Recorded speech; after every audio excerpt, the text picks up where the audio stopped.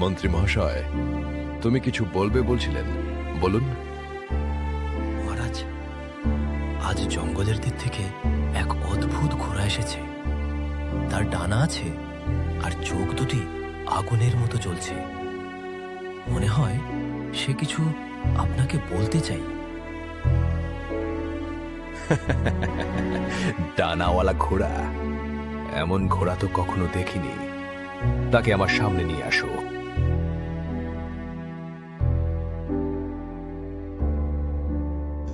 यानी sound effect, घोड़े का आवाज।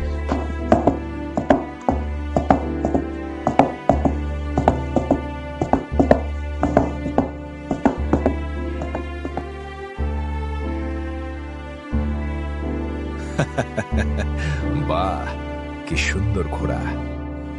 আজ থেকেই এটি আমার রাজকীয় বাহন হবে। না মহারাজ, আমাকে রাজকীয় বাহন বানাবেন না। মহারাজ, এই ঘোড়া তো মানুষের মতো কথা বলতে পারে। এ তো জাদুর ঘোড়া।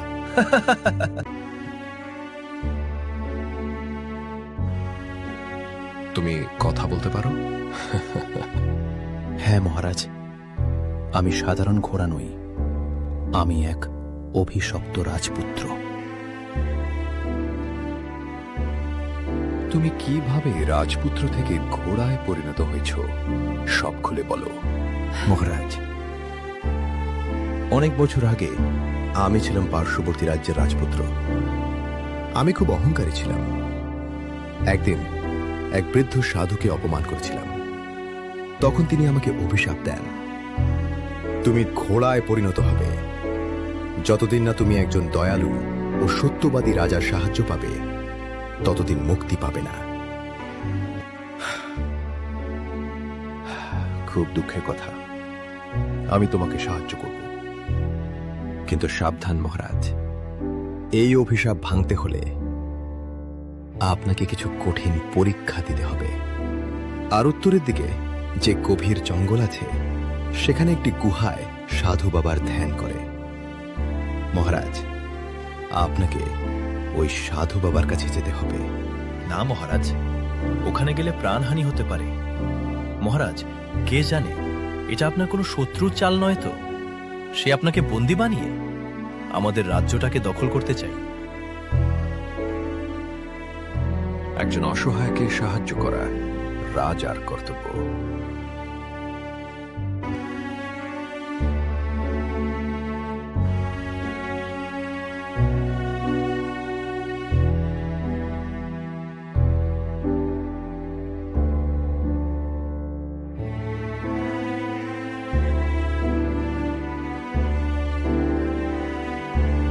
রাজমশাই, মনে হয় ফিরে যাওয়া উচিত। এই জঙ্গলে কোথায় কিছু দেখতে পাচ্ছি না। চলুন রাজমহলে ফিরে যায়। মহারাজ, সামনে যে গুহা দেখছেন, এখানে থাকেন সেই সাধু বাবা।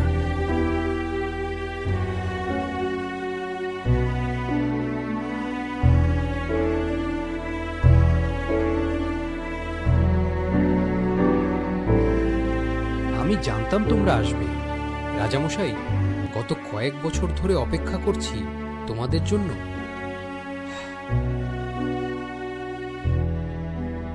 গুরুদেব, আমাদের কে বাঁচান। এই অভিশাপ থেকে কিভাবে মুক্তি পাব?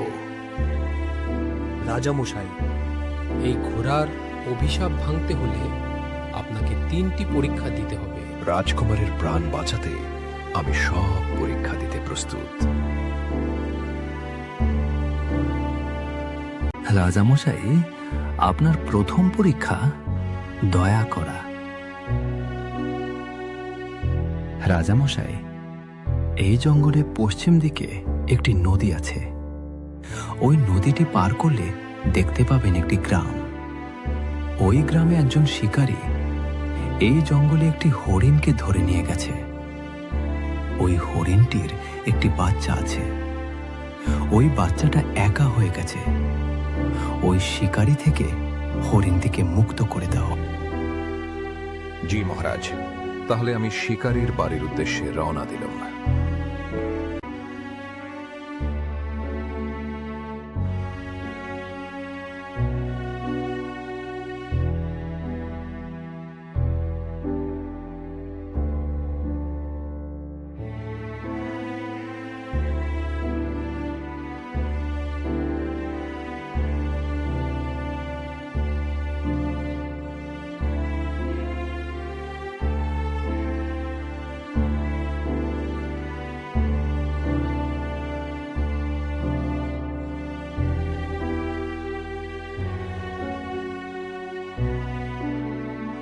প্রণাম রাজামশাই।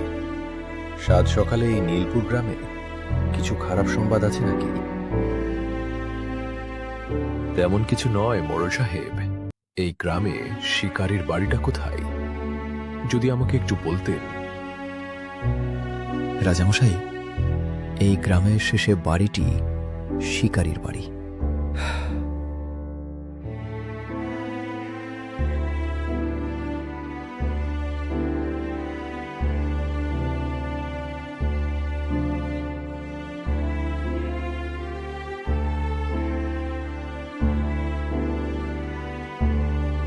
মহারাজ, কি মনে করে এই গরিবের বাড়ি এসেছেন? এই হরিণটাকে কেন বুদ্ধি করে রেখেছ? আমার মাপ করবেন, আমি জানতাম না এটি আপনার হরিণ। না না, এটি আমার হরিণ না। এই হরিণটি অসহায়, একে মুক্ত করে দাও। এই হরিণটির বিনিময়ে কিছু সোনার মুদ্রা নিয়ে নাও। জি মহারাজ, আমি এখনই মুক্ত করে দিচ্ছি।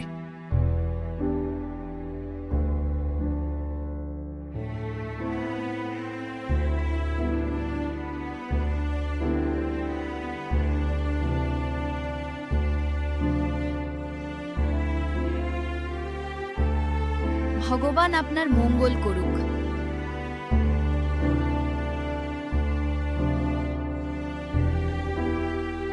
আসুন রাজামশাই, এই পরীক্ষায় আপনি সফল হয়েছেন।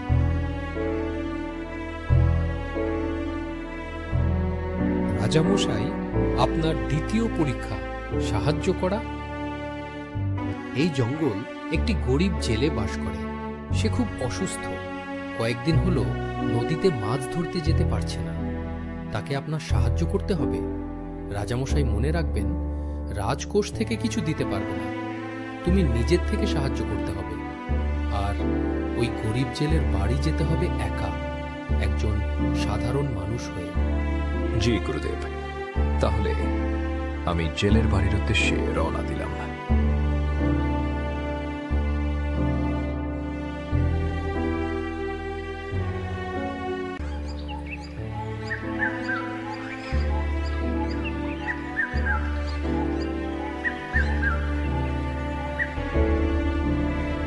হ্যাঁ গো, তোমার তো গা জ্বরে পুড়ে যাচ্ছে। কোনো ওষুধ নাই যে তোমার খেতে দেব? না না, বেশি জ্বর নেই, ও ঠিক হয়ে যাবে।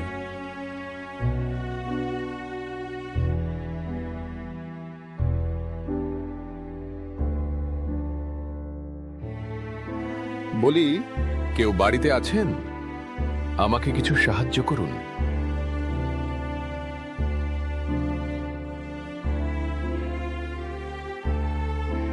কে আপনি? আগে তো কখনো দেখিনি আপনাকে। আমি খুব ক্ষুধার্ত, আমাকে কিছু খেতে দেন না। আমার বাড়িতে আজ 2 দিন হলো কিছু রান্না হয় নাই। আমাকে মাপ করবেন, আর আমার স্বামী খুব অসুস্থ।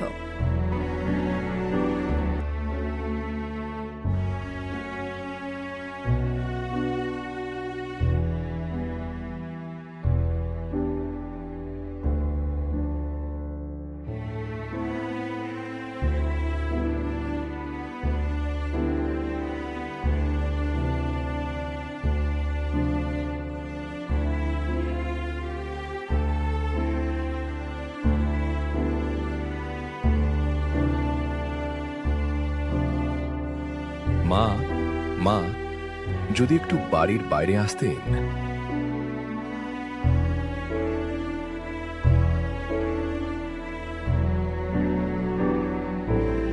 এই নাও, ওষুধটি আপনার স্বামীকে খাইয়ে দাও, সব ঠিক হয়ে যাবে।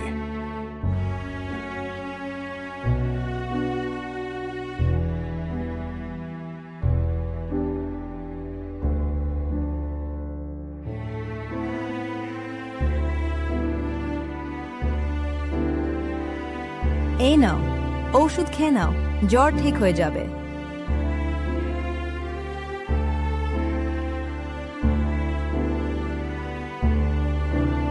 ভগবান আপনার মনের ইচ্ছে পূরণ করুক। রাজামশাই, আপনি এই পরীক্ষায় সফল হয়েছেন।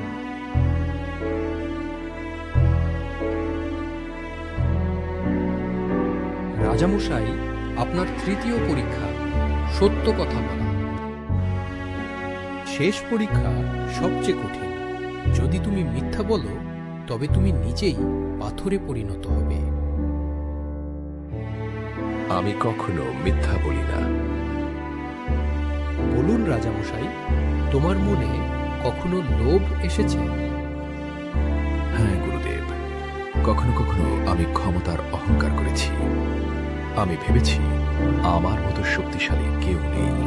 এই সত্য স্বীকার করাই তোমার বিজয়।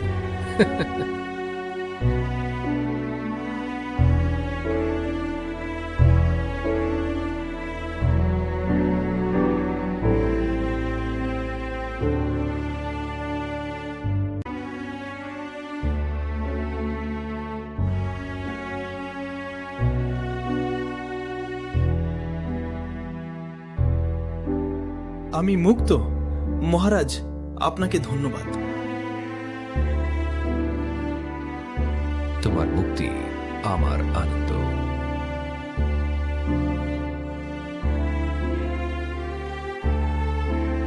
আপনি শুধু একজন শক্তিশালী রাজা নন, আপনি একজন দয়ালু মানুষও। মনে রেখো, অহংকার মানুষকে অন্ধ করে, সত্য ও দয়া মানুষকে মহান করে।